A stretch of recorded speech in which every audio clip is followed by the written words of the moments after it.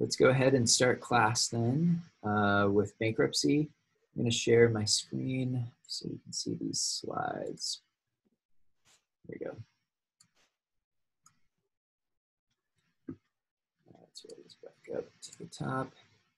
All right, so overview of bankruptcy. I always find the study of bankruptcy is pretty interesting, and I didn't go into the whole history of bankruptcy in the reading.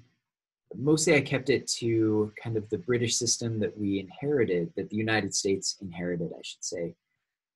But bankruptcy goes back almost to the beginning of recorded history. Roman times, of course, if you failed to meet your debts, you would be sold into slavery. Your family would be sold into slavery.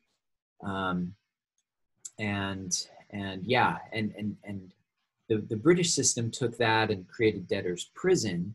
So it was kind of less severe than slavery, but still severe. It was the United States Congress that started passing a new bankruptcy law that now has become a model really for the rest of the world.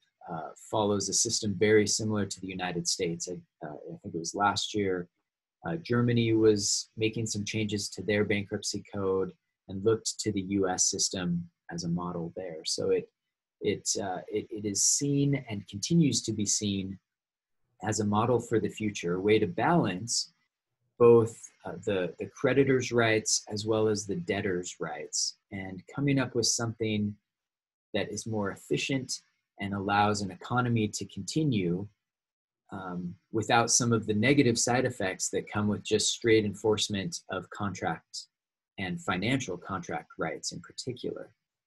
So again, it's an interesting balance, and gives us an opportunity to kind of see why it is that we do it the way that we do, and also realize that it's a changing system. So here in this clip, again, it's in the slides. I recommend you go watch it. This is, of course, from The Office, where Michael Scott declares bankruptcy by doing like 90% of you have seen this, but he's unsure how to declare bankruptcy, so he goes into the main room and just declares bankruptcy. Anyway, it's a interesting, funny word play on declare. So check that out when you have some time. We'll jump right into the way that we'll structure this today is kind of moving through the different chapters of bankruptcy. And we'll start with chapter 7 because that tends to be one of the most important. Well, I say most important, I mean one of the most common for individuals. Individuals seeking bankruptcy protection want to be in chapter 7, and by doing the reading, I think you know why.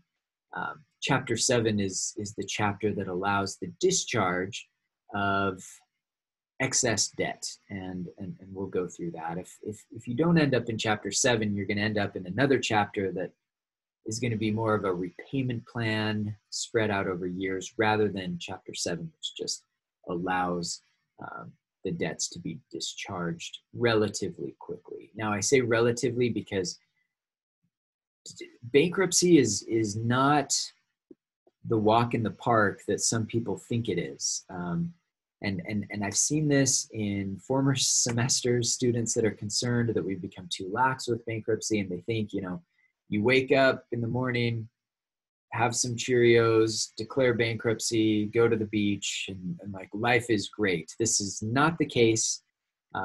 This is invasive. Even chapter 7 can take some time, and nobody likes it. Nobody's excited to file bankruptcy. Usually, you'll always find some exceptions, but for the most part, that's not the case. So, with the chapter 7. After filing the petition for bankruptcy, what occurs is that the courts, and you have to file bankruptcy in federal court, by the way. So if I filed bankruptcy, the closest federal court to me here in my jurisdiction is in Pocatello. So that's where I filed the bankruptcy. the federal judge that oversees the bankruptcy will appoint a trustee, a bankruptcy trustee. These tend to be other lawyers. The lawyer will go through all of my finances and create, sorry, something in my throat. We'll create schedules, lists. A schedule is just a list, or for you accountants, it's a spreadsheet of all of my assets. And the assets are listed out, the debts are listed out.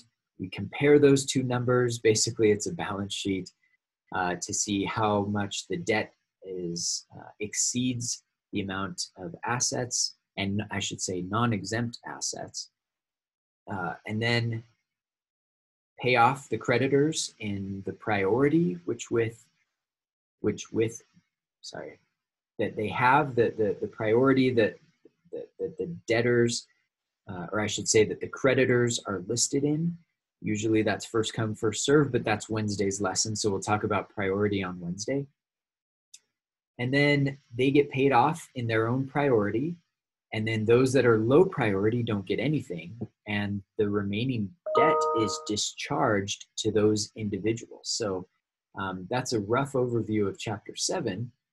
And yeah, Chapter 7, like this last bullet point says, you can file it as an individual, a partnership, corporation. It's got a lot of latitude. People can file Chapter 7 even as a business entity. Now, there are some catches and some important things to be aware of with Chapter 7. In particularly, we've got the means test, which we'll talk about here in a second. But let me see. Where did I put my notes? Jump out of this real quick.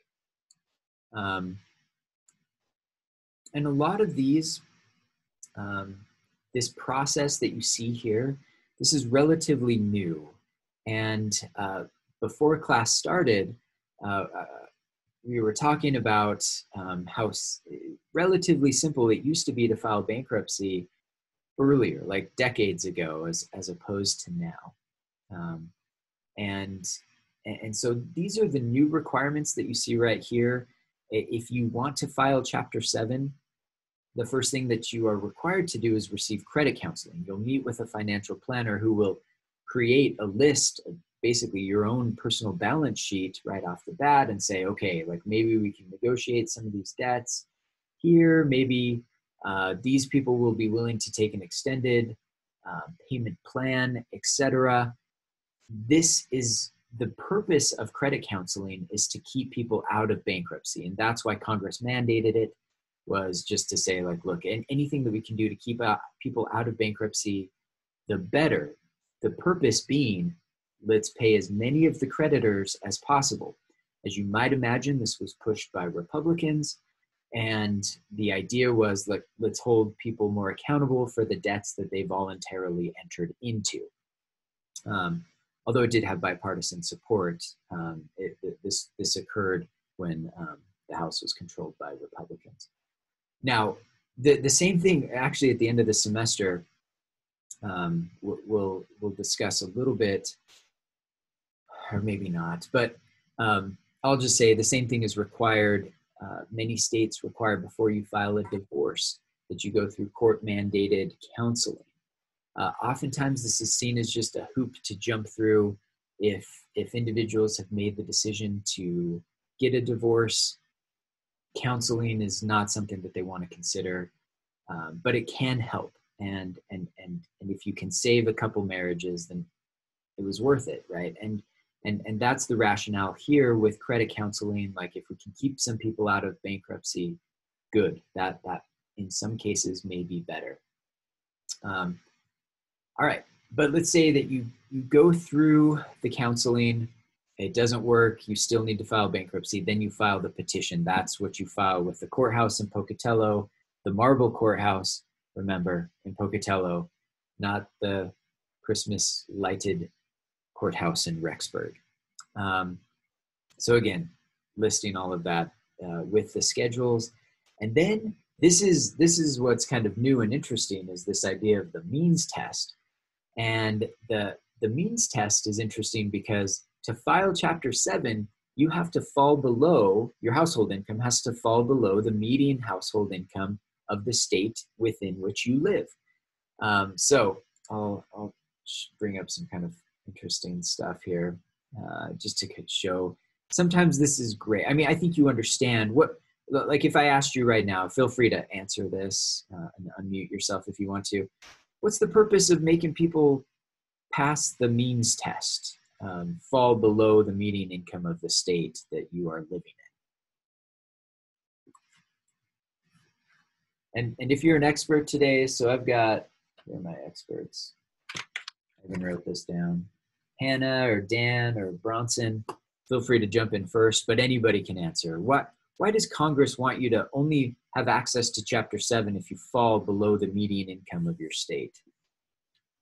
I would imagine it's so that only people who actually can't pay their debts receive help instead of people who could pay their debts just saying, sorry, you're out of luck. Yeah, exactly right. Like the idea is if you're doing better than half of your state, pay your dang bills. Like, right? Like that's the idea here. And again, I think there were some good intentions with this law, but it does create a couple of instances that are a little bit, how do I say this, absurd. So to help you show, I'm going to draw again. Get ready. This is going to be great. All right, so here, this is an accurate depiction of the state of Idaho. I think you all knew that. But here, up in the northern part of Idaho, you've got an adjacent state that we call Washington. All right, so let's draw this out. That's a D, crying out loud. Let me get this right. All right, so that's Idaho, and you've got Washington. Now, up in northern Idaho, I was a visiting student during law school. I left San Diego, and I went up here to a little town called Moscow. Don't ever pronounce it Moscow, by the way. Any of you from northern Idaho know this, but I did, and people laughed at me. It's pronounced Moscow, not Moscow, whatever. All right, just across the border, anybody know the name of this town from Moscow? Anybody from Washington? There's this little town called Pullman. That's where the, what is it? Washington State is located, is up there in Pullman. And again, these two towns are separated by a border that you can't see. It's like a border between states, so there's no checkpoints or anything. You'll just see a little sign that says "Welcome to Washington" if you drive from Moscow to Pullman. Super close together. Housing prices are about the same. Lots of people that over in Moscow, by the way, that's where the University of Idaho is, and of course Washington State in Pullman. And lots of people live on the other side of the state, and then they go across the state line to go work in that other state where they're going to work at that other university, for example. And there's other businesses there as well. So you've got a lot of like cross-border issues. All right, now somebody like pull out your phone or whatever and just Google like median income of Idaho and then do the same thing for Washington, because this is going to show you kind of the absurdity of some of these median income state laws that, again, if you want to qualify for Chapter 7, you're going to have to fall below these lines. So anybody have it for Idaho yet? $55,583. All right, so let's just say that's 55,000. All right, what about Washington? 87,652. All right, so here I should have made these red or something, but whatever. So we got 87 here, 55 in Idaho. Now, why is this? Those of you from Washington know there is like a sliver right here that is known as super rich, okay? Like Seattle, some of the highest real estate prices in the country because people in Seattle and really like kind of along the coast of Washington make a ton of money. Now, the rest of the state, the rest of this over here, it's basically Idaho, all right? Like, it's rural, lots of farmers. Again, like, all of this is basically the same as Idaho, but Idaho doesn't have any huge metropolis making the median income of the state so much higher than the rest of us. Yeah, I mean, yeah, we've got Boise or whatever, and that's the fastest growing city in the country, and it will get there. Well, it won't get to Seattle level, but it's Boise is definitely pulling up the median of the rest of the state. But like you guys can figure this out. The average income in Pullman is not the average income of Seattle, and yet, and the average in Pullman is actually about the same as Moscow. And yet, if you live in Moscow and make $60,000 a year at the university, as like an administrator at the university there, and make the same amount in Pullman, well, you can only file for Chapter 7 bankruptcy if you live in Washington, because it's not going to be an option for you if you live in Idaho. And that's kind of the absurdity that we've got. And I bring this up because some people have said, look, like, the reason that we use the whole state median thing is that we don't want rich people filing Chapter 7 bankruptcy, rich in quotation, because it's a median thing. But again, maybe it should be a county by county thing, but that gets fairly complicated. And so again, we just kind of use these rough numbers to determine whether or not somebody can file bankruptcy in a given state. Any questions about this so far? I have a quick question. Yeah. So if it's a corporation or an LLC that's trying to file Chapter 11 or Chapter 7, then what's their means test? Because it's not the median income. Yeah. So good question. My whiteboard isn't on anymore. This is kind of jumping ahead a little bit to when we get to LLCs and corporations, but just know, like, when an LLC files, and I could make this a corporation, an S Corp, etc. What we're going to do is we're going to look at the owners. So most small LLCs will have like one or two owners. And so whether or not the LLC can file bankruptcy or not is dependent on the income of the owners, meaning the owners have to fall below the means test in that example. So it's a little simplified. It's more complex than that, but I think just know that we're going to look to the median income of the owners. And not combined, right? It would be them as individuals. Yeah. But if one individual doesn't qualify, then the LLC can't, is the way that it works. Got it. Good question about that.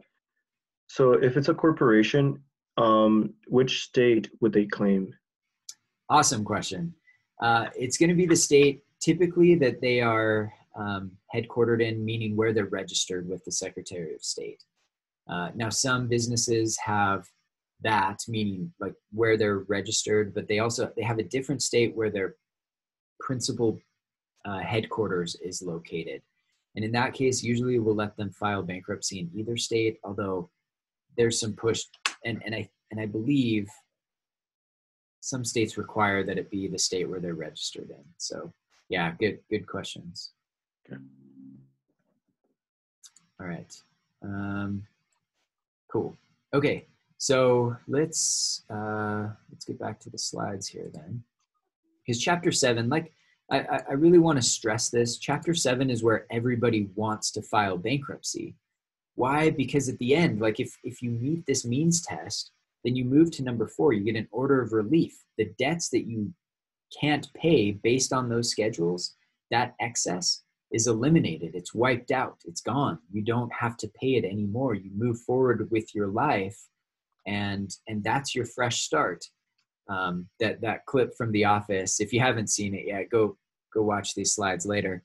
But you can see that's Michael Scott's biggest issue. He just wants to wipe the slate clean, move forward, become a shipping merchant or something bizarre like that, and not be, kind of weighed down with the excess debt that exists. Now, it's not all like rainbows and unicorns once you file bankruptcy. Like I said, this process can take years. You've got a trustee all up in your business, going through every account. If you lie, if you fail to list some of your assets, the trustee will probably find that out, and then you're kicked out of Chapter 7. You get no relief, and you've got additional fines to pay. This is something not to mess around with. Even if you go through the entire process without lying and debts are discharged, it's not like, you know, yay, I'm out of bankruptcy and life is great. No, your credit score is ruined for 7 years. You're not going to get a loan for anything. And this happened to a lot of my friends during the last recession in 2008, 2009, 2010. Some of my friends were living in Arizona. They bought a house for $400,000. In about 6 months, that house was now worth $200,000, and yet they had a loan for $400,000. In one case, my friend lost his job at the same time, and so they weren't able to pay on the house. The house went into foreclosure. And again, they moved to Florida while we were there, and they moved into our ward, but they were renting. And I remember it because they're like, you know, we've only got, I think they were at like 3 years left of this 7-year period where their credit score was ruined, and they were just like counting down the days until the 7-year mark was up. Their credit score would jump back and they would be able to buy a house. And it caused all kinds of problems for them and their young kids and all of this. Bankruptcy can be very, very difficult. And again, they were Chapter 7, but even if you don't file bankruptcy, like even if a home is just foreclosed on you, you'll still have the 7-year time period within which your credit score is garbage. You can't get another house. You can't get a car loan. It can be difficult for people. So again, this order of relief isn't, I mean, it's nice to get out of bankruptcy and have potentially hundreds of thousands of dollars of debt eliminated. And yet, like I said, it's not like people are super happy about this. So, but that brings us to our exemptions, which is, I love talking about some of these, because to some extent, like a lot of these make sense, but some of them are just weird. And especially Idaho has some funny ones that you saw in the reading. So what I've got on the screen, these are the federal exceptions. Now remember, different states are allowed to come up with different exceptions. And we'll talk about Florida in a second, because Florida's doing Florida things again here. And so we'll chat about that. But the federal exceptions say, and the federal rules are kind of seen as a baseline. States can create more generous rules, as most have. Idaho kind of follows the federal rules on a lot of these, but adds some additional exceptions. For example, this $23,000 in equity in your primary residence. That means if I bought a house for $100,000 in Idaho, and I've paid off, or I've paid that the amount owing on the house down to $75,000, well, I've built in $25,000 of equity into that house. And so if I file bankruptcy, the house could potentially be sold, and I would be able to keep 23 of that $25,000. Does that make sense? Meaning I would lose $2,000 in equity in my house that would go to pay off some of my other debts. That's what this is saying. Now, Idaho came in and said, 23, that's not very much. Let's make it just a blanket $100,000. And I think you saw this if you go over to, or wait, no, let me cancel that. If we come over here to the reading, you saw these schedules, and Idaho allows $100,000 to be exempted, meaning that if I had $100,000 of equity in my house, it's possible that I might lose my house. Often you don't lose your house in bankruptcy, but if I did, I would be able to keep $100,000 of that equity. If the house was sold, I would get $100,000 check that I could put into my bank account, and that's mine. My creditors wouldn't have access to that. Okay. So yeah. So you basically follow the state standard, right? Yeah, in the state that you file in. And yeah, that's a good question, because let me just bring up Florida right now. So Florida says, instead of like Idaho has this $100,000 exception, Florida just said, like, you're gonna love this. Florida just said no exception, like everything in your house is yours. You get to keep it.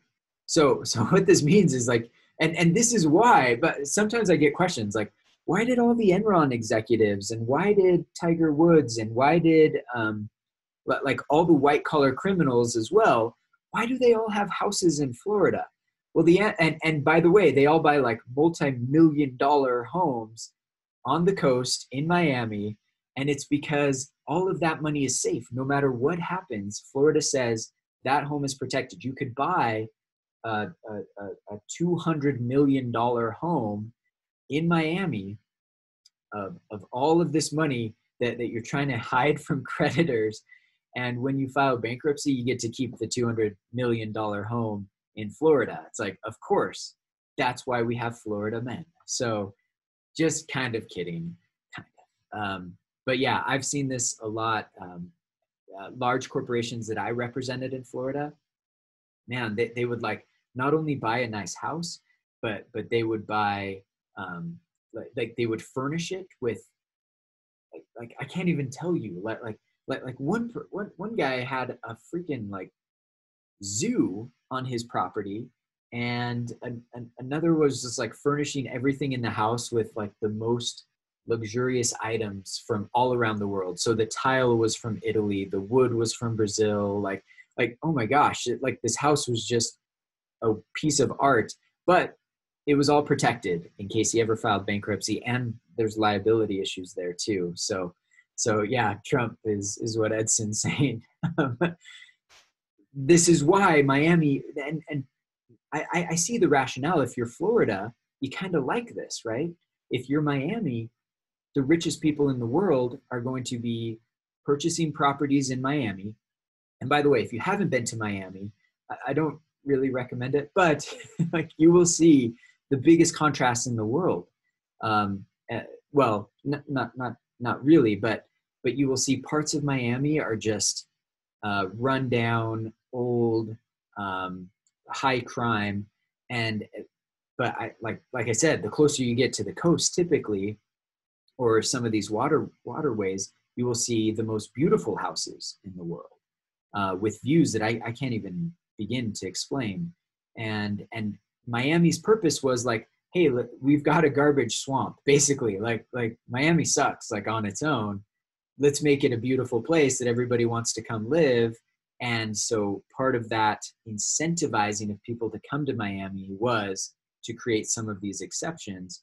And that created a real estate boom in Miami that exists to this day. So, questions into that so far? Like, Berghaus, when we were talking about white collars and people who have done like a lot of bad things and have like tons of money, is there no way that the federal government can interfere in this and like kind of regulate even more, even though Florida has these laws that kind of protects them in a way to keep all their stuff from bankruptcy?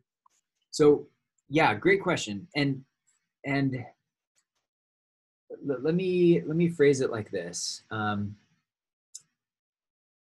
Any attempt to defraud individuals, like if it can be proven that you purchased that house with money that was defrauded from others, and that the purchase of the house was done with an intent to defraud your creditors, then there's a chance.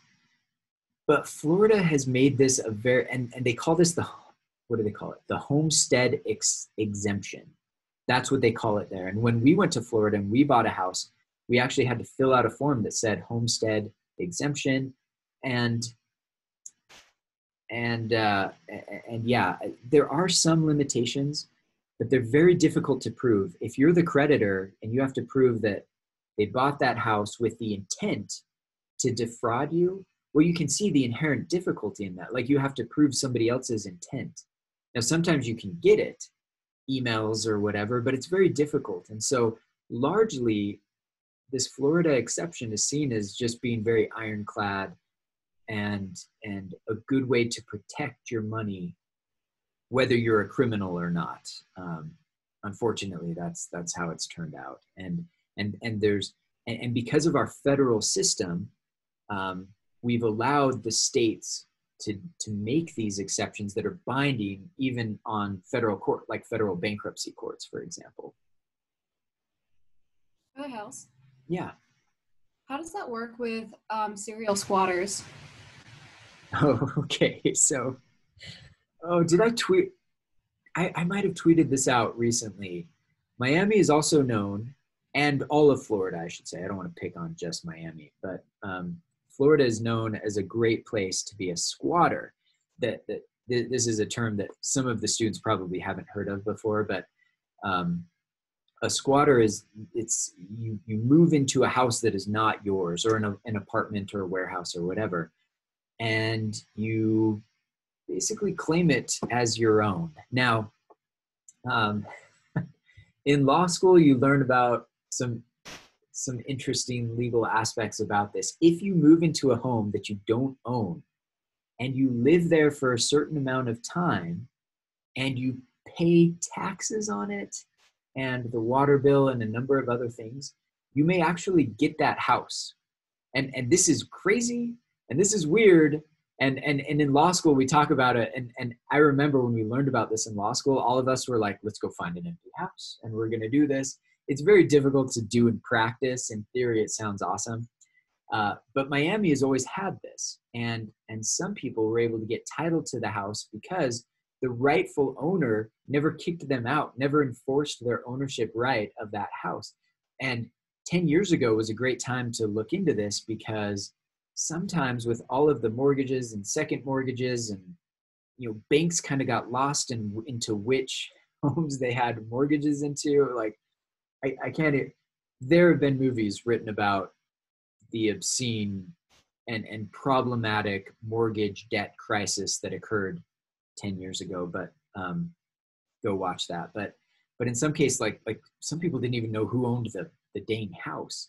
And so lots of people would move in and use this as basically free rent. And again, if you paid taxes and water and everything else and made repairs, then after 7 years, if nobody made a claim or to kick you out, then you could file a certain action and get title to that house. Now, this ended up being super rare. It doesn't really exist. It's not a logical way to get your first home, but there's that. Now, with serial squatters, our system has put the responsibility on the homeowner to kick them out. If you don't, it's kind of like the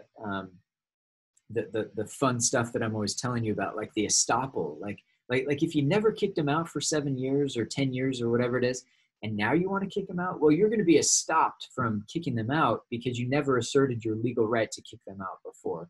It's a way to encourage homeowners to keep track of their houses and keep people out. So yeah, that's kind of what we see with squatters.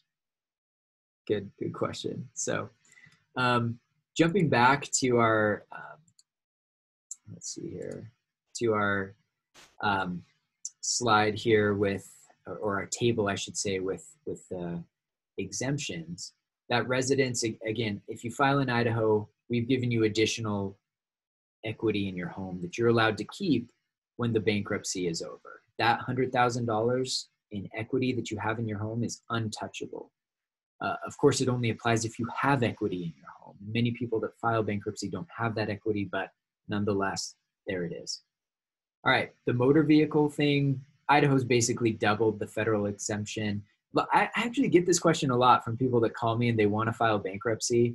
And they're like, Brother Hales, well, they don't call me Brother Hales, but they'll say, I hear that you get to keep your car through bankruptcy. So I just went and got an Aston Martin or a Ferrari or something. And I'm like, sorry, that is not how it works. Maybe in Florida, but not here in Idaho. So in Idaho, 7,000 is the cap. So basically you're looking at like a 10-year-old Honda Accord. You get to keep that. If you have a Ferrari, the Ferrari will be sold and you'll get $7,000 in check to go buy your Honda or Toyota or Ford Focus, whatever it is that you want for $7,000, that's all that you get to keep. All right. Jewelry, Idaho has actually dropped this down below the federal. So the federal level is about $1,500. Idaho says, not here. Here you only get to keep jewelry worth $1,000, meaning, and this is a good marriage prep day, by the way, for all of you, because if you're ring shopping or something, and your significant other wants a ring worth like $3,000 or something, you can blame it on me. Just say, look, honey, I love you, and I'd love to get you that ring. But if we ever have to file bankruptcy, you would lose that ring. So let's get this cubic zirconia instead. And again, I'm just helping you be smart here. All right, like keep those expenses down. Nobody can tell the difference anyway. Just get the fake diamond ring and pay $500 for the band or whatever those are going for nowadays. For both of you, that this jewelry is accumulative for all of your jewelry collection. So just make sure that you get cheap rings and you can protect it. By the way, use it as an excuse. I know you didn't want to buy the $6,000 ring anyway, so just throw me under the bus. I don't care. Now they'll be able to keep it in bankruptcy. So, all right. So that should, I hope that's helpful to you. Tools of the trade, Idaho kept it about the same, $2,500. If you're a plumber, you get to keep your wrenches. And if you're a farmer, you get to keep your hoe, because that's what all farmers use. They just have a little hoe that they go along the field with. And you're allowed to keep that. If you're an accountant, you get to keep your computer. Like any tools that you use, the government wants you to keep that so that you can continue to make money down the road. Now, you're not going to be able to keep $1 million combine, stuff like that. Sorry, you lose that. But smaller items worth $2,500 or less will let you keep. And then retirement funds, about $1 million will let you keep. Now, this can't be cash that you say is your retirement. These need to be in appropriate retirement accounts. And again, we'll let you keep about $1 million of that. Why? Because if we don't, you're going to be on Medicaid anyway. So let's just let you keep what you have built up into your retirement funds. And you can't just stuff money into your retirement right before filing bankruptcy. There are limits based on your income that keep this, that there are protections in place to keep this from being abused, is what I'm trying to say. So now in Idaho, I think I told you this, Idaho, you get to keep all of your food storage. So this is unique to Idaho and maybe Utah, but food storage is 100% protected. So you could actually technically go out and bulk up your home food storage and be able to keep that through the bankruptcy filing. And of course, it's Idaho, so we're going to let you keep your guns. Yeah. Anyway, questions? Yeah, Brother Hills, a quick question. What about maybe international accounts that you have? Like some bank accounts that you have in other countries or maybe other currency too? Uh-huh. And I know a lot of people use it for fraud, right? Because like they don't declare it here in the States. So that's how they kept their money too, sending it to another country. Yeah. But how is like the process of like the government, the state and local government or the federal government to kind of like measure these things or going after these accounts that are like kind of hidden over there? Yeah, awesome question. These exceptions are cumulative, meaning all of your assets, including foreign accounts, must be taken into account by the trustee. Now, you can try to hide it in like a Cayman account or Ireland, or there's a couple Switzerland companies where people may try to do that. But if they do and they're caught, then not only could they potentially go to jail, but the bankruptcy will be unwound, and they will and they won't get the benefits of bankruptcy anymore. So the short answer is this takes into account all assets of the individual, including foreign accounts, and even including the accounts that they're trying to hide. So yeah, great, good question. Would this also count for Bitcoin? You know how like yes, okay, The trustee will mandate that they sell Bitcoin or just take the current value of Bitcoin, which is an interesting one, right? Because Bitcoin changes rapidly in value. And so, but they'll take the value as of the date that the individual filed for bankruptcy. That's the date that they look at. So how about if the individual decides to transfer those assets as a gift to another person? yes. Okay. This is where I was going. So I'm so glad you asked this, because this happens all the time. Let's say I'm about to file bankruptcy and I've got some grown children, and I'm like, well, crap, I don't meet the means test, or I have too many assets, like whichever version of that. Both are important. And so what I do is I start gifting properties to my kids because I love them.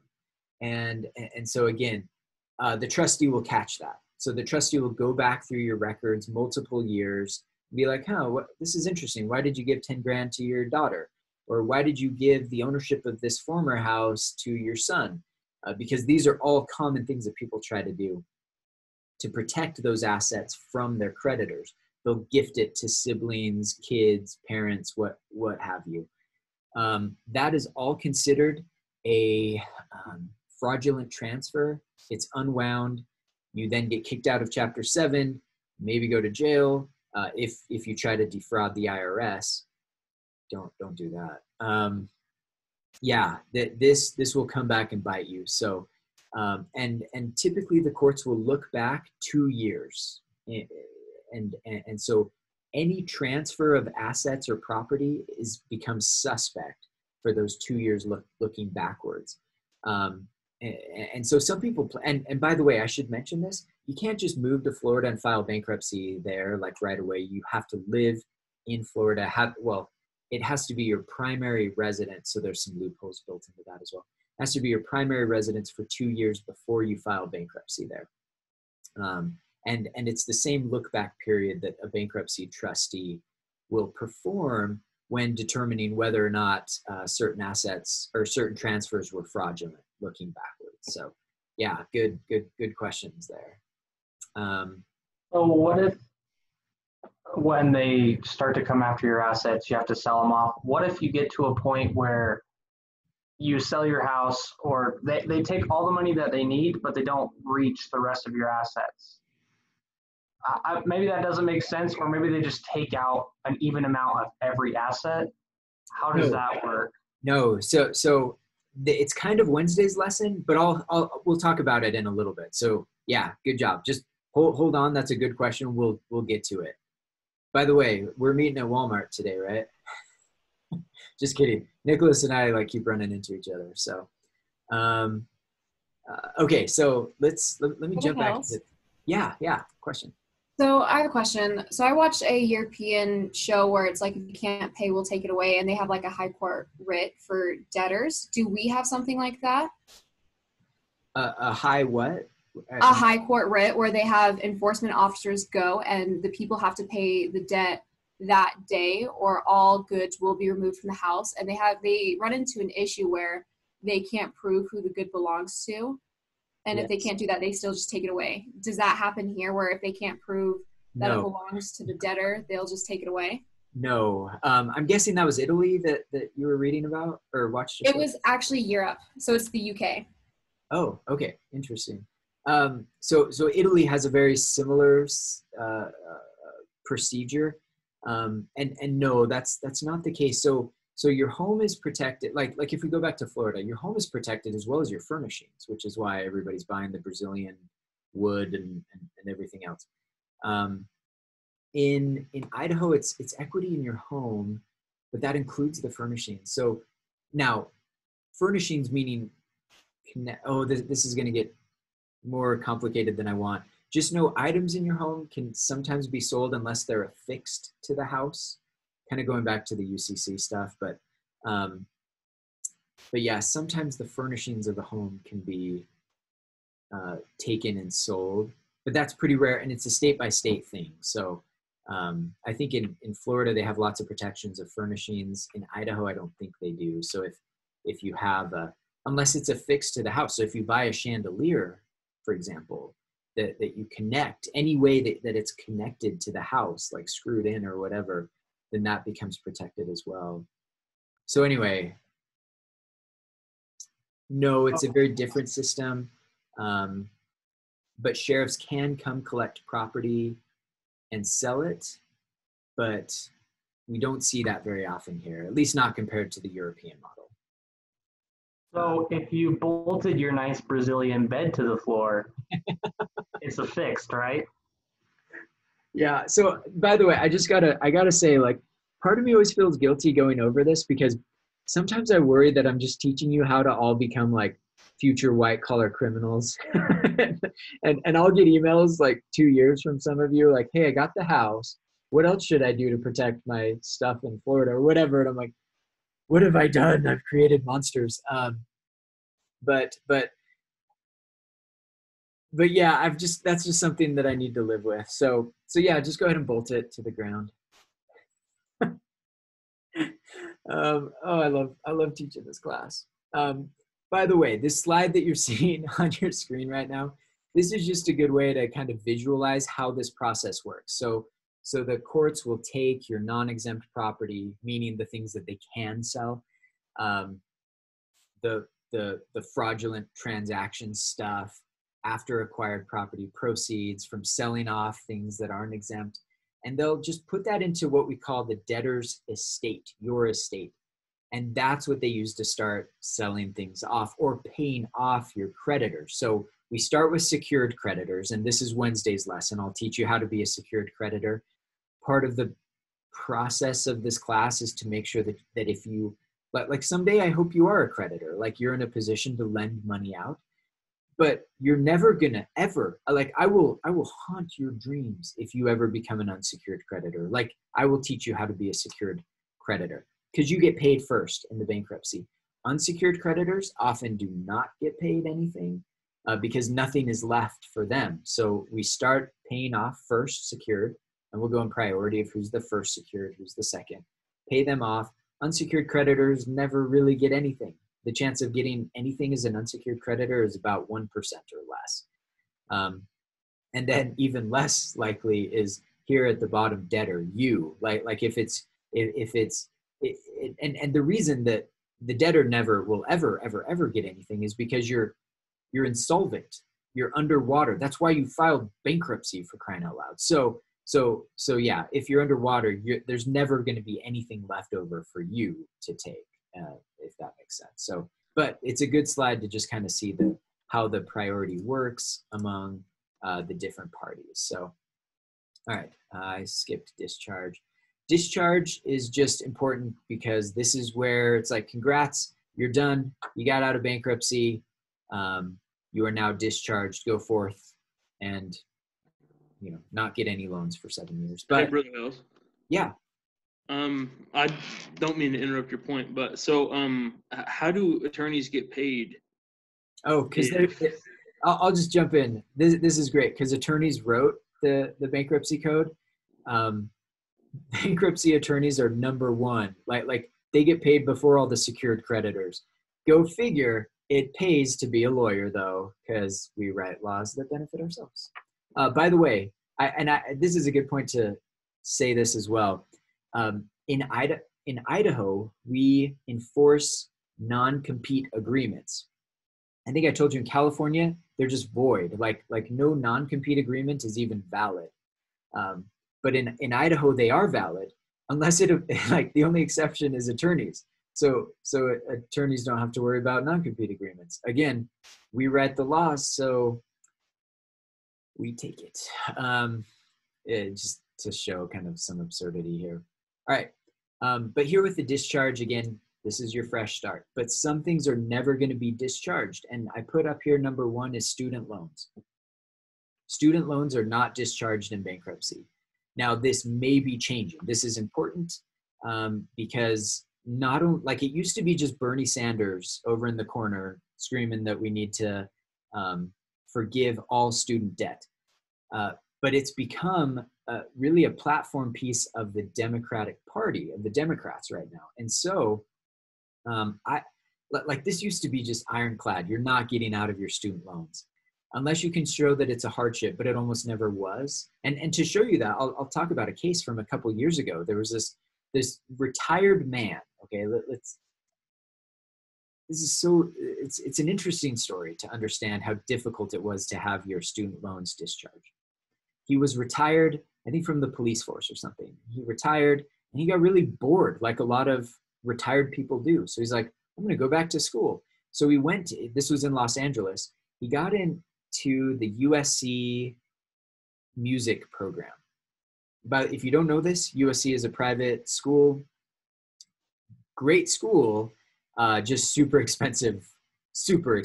Like, anyway, every time I'm driving through like Orange County, inevitably there will be this red Ferrari that flies by me and the license plate just says USC pays, right? Like it's an expensive school, but if you get an MBA from USC, cool, you're going to have it made. So he goes to the music program, like first mistake, right? Goes to and studies music and then gets a master's degree in the flute or something, and then a PhD in music theory. So by the end of this, he's racked up like $1 million in debt. And now he's like 80 something. And so he's not getting any jobs. He studied music. Sorry. So he, and any gigs that he does get, he's making very little, and he doesn't want to work. He's 80 years old. Like he kind of did this for fun to stay entertained. So he files bankruptcy, and in bankruptcy, he says, I'd like to discharge this $1 million in debt for my student loans. And the judge says, the judge can do this if you can show it's a hardship to pay it off. But she says, sorry, you're still 80 and you're still alive, so there's a chance you're going to be able to pay this off, so it's not discharged. And it was a good case study in showing how difficult it is to get out of student loans, to have them discharged, I should say. Now that changed a couple months ago. It was last semester actually, and you can go back into my tweets to find this, because a judge out east came up with a different rule and said, look, it's unlikely. Because it used to say, like, you don't get your student debt discharged unless it's impossible for you to pay. And with that California case, the judge said it's not impossible. Like, you could go work. There's a chance. Like, I know it's like a 0.001% chance, but there's a chance you could write a score for Hollywood and make $1 million and pay off your debt to USC, well, to the federal government, because it's subsidized and backed by the government. But now this judge out east said, look, it's so extremely unlikely that I'm going to discharge your debt. And that's a big change. And that is something that is happening right now. Like, the way that I taught this 2 semesters ago was very different than what I'm telling you. Now I'm telling you there is a chance that if you can show it's very unlikely that you'll pay off your student loans, that you can have them discharged in bankruptcy. And like I said, this is brand new. This is the first semester that I'm really saying this. And so that's an issue. Government fines, you're never going to be able to discharge that in bankruptcy. Why? Because it's to the government. Like, of course, they're not going to let you get out of that. Typically, we're talking about IRS payments. Domestic support obligations. This one is just like, think of the kids. Like, are we really going to let the deadbeat spouse get out of the child support payments or spousal support payments? Nope. Those are stuck with you through bankruptcy and beyond. And then finally, fraud. If you lie about anything, you're not going to get out of that. So these are the things that you can't have discharged in bankruptcy. Any questions about this? Yeah, Brother Harold, quick question. Yeah. Are we saying like student loans are so hard to get rid of also because you can get a student loan through the federal government? So it kind of like ties with the government fines too? Yes, but this was true even 10 years ago when most student loans were privately financed. It's just kind of been a part of the American bankruptcy system that you don't get out of student loans. They are ironclad. You're stuck with them forever. But I think, and I credit a lot of this to Bernie Sanders, who said, look, we've got millions of people now that are buried under student debt and are never going to be able to get out of it. And made that real for because up until really 10 years ago, we wouldn't have even been talking about this. It's like No, you voluntarily went and studied music at USC. That's your fault, buddy. But by and large, especially with the Democrat base, you've seen a massive change in this. And even Republicans too are starting to get behind this idea that like, yeah, there's some personal choice involved, but we also made promises that they would make lots of money if they graduated from USC music department or, you know, whatever. And we've just seen a big societal shift in the way that we look at that. And kind of like going back to the beginning of class, when we talked about how laws reflect the societal norms, we've seen a big shift here. And I expect not anytime soon, like don't go to USC and rack up tons of debt just thinking, you know, the next Democrat's going to eliminate all my student loans. Don't do that. I've seen people actually do this, and they stop making payments on their student loans because they're like, I don't know, Joe Biden's going to win, and he says he's going to follow through with a lot of Bernie Sanders ideas. Man, that's risky and stupid. Don't do that. But at the same time, know that this is likely to change down the road. Right. Chapter 11. Again, I'm not going to play this clip, but do it. This is during the last election. Hillary Clinton was taking a jab at Donald Trump because Donald Trump files Chapter 11 bankruptcies for a lot of his individual businesses. Not him personally, but his businesses filed Chapter 11. Chapter 11, as you remember from the reading, is just a reorganization. This is what J.C. Penney's doing. It's what Toys R Us did before. What's the new one? Neiman Marcus or something. Like a lot of these businesses will say, hey, all of you people, we owe you this many millions of dollars. Here's how much we have. Take it or leave it, basically. It's a way to renegotiate the debts that you currently have. If they take it, then you write off some bad debt. If they don't take it, you file a bankruptcy and they may not get anything. So it's basically Chapter 11 is just reorganizing the business so that it can continue to operate. Or give its, in the case of like Toys R Us, like its last gasps of air, it survived those last 5 years because of the bankruptcy, and it allowed it to wind down rather than an abrupt stop. The Boy Scouts of America has done the same thing. And now anybody that has filed a lawsuit against the Boy Scouts of America for abuse, child abuse and all of those cases, they have to go to the bankruptcy, because before I could have filed a lawsuit against the Boy Scouts of America and won $6 million. And 2 days later, somebody else filed something for the same thing. But by then, Boy Scouts of America is out of money and that other person gets nothing. So bankruptcy is a way to get everybody that's filed a claim against the Boy Scouts of America to come in. And then instead of one person getting 6 million and another person getting nothing, everybody just gets $200,000 or whatever the case may be. But it's done in bankruptcy instead of individual courthouses throughout the country, if that makes sense. Again, this is only open to businesses, not individuals. As opposed to Chapter 13, which is for individuals that didn't qualify for Chapter 7. So again, if you can't get into Chapter 7 and you're an individual, because maybe you make more, like that you don't qualify for the means test, you make more than the average, than the median income, I should use the correct words here. You'll get pushed to Chapter 13, where they'll look at your debts, your assets, and come up with a repayment plan for 3 to 5 years. After that period, then the remaining debts are discharged. Of course, you don't want to be here. You'd rather be in Chapter 7, where it's just, let's take a snapshot right now. Anything you can't pay is discharged, move forward. Chapter 13 is prolonged and expensive. So yeah, that's kind of where we are with that one. I know I'm 2 minutes over here, but let me just end with a plea to you. Okay, so we've talked about debt, we've talked about discharge, bankruptcy, Florida exceptions, but here's what I want to end with, because I think this is the most important thing. And it's from Elder Worthland. I think this is some of the best advice that I've ever heard when he said, debt is a form of bondage. It is a financial termite. Sometimes when we make purchases based on credit, they only give us an illusion of prosperity.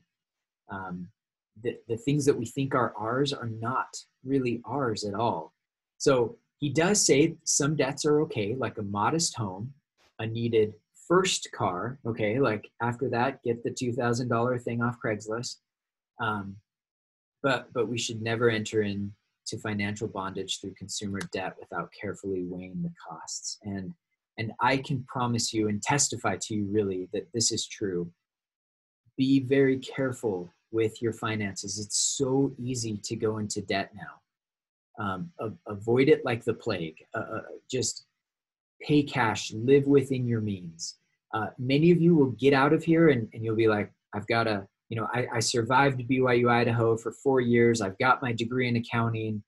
I deserve a BMW 3 Series or whatever. And you'll be so excited that you start to think, and I know this because this is what I did after law school. I'm embarrassed to say this, right? But you feel like I've done something great. I deserve X, Y, or Z. Don't do it. All right. Wait until you can pay cash, stay out of debt. You will be so much happier in the long run. I paid off my law school debt in like 6 or 7 years. That was the greatest day of my life, other than like marriage and kids being born and blah, blah, blah, blah, blah. Like really paying off that last check was thrilling. It was so happy, and it made me never want to go into debt again. Please learn from that experience, and I promise that you will be happier and more financially secure, especially in the face of economic uncertainty. I tell you this because 3 months ago, the economy was rocking. We were on a roll. Like nobody was scared. And then all of a sudden, nobody has toilet paper. Like this is how quickly things can change. And so if you ever hear anybody say like, oh, we don't have to worry about recessions anymore or anything, just know that they're idiots and that a virus can come and change everything. So again, please remember this. Anytime that you're there to buy a new car or a coat that you don't need, like a fancy coat or something, I want you to see my face like haunting you, being like, don't do it. Like I hope you see me there. Not in a creepy way, like not, anyway, you know what I mean, but a good spiritual way. Like, please be careful and don't do that. Okay. Again, live within your means and you will be happy and secure. And I say this in the name of Jesus Christ. Amen. All right. Thanks everybody. I'm going to close this out, jump back in for questions. I'll just give me 2 seconds and